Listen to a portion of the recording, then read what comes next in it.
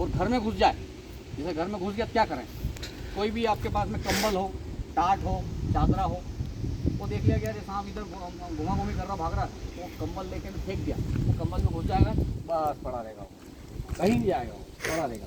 फिर कहीं रेस्क्यू करने वाले को बुला के आप उसको, समझ गए।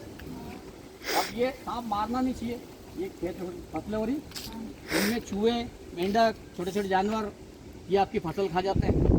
उस फसल को बचाने के लिए ये उन चूहों को खाता है, ये इकोसिस्टम है अपना।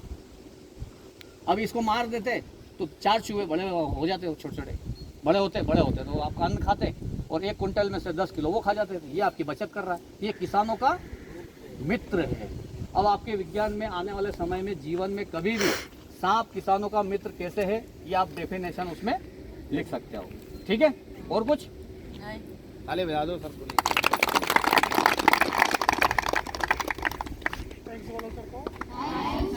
पानी है क्या? हाँ सर।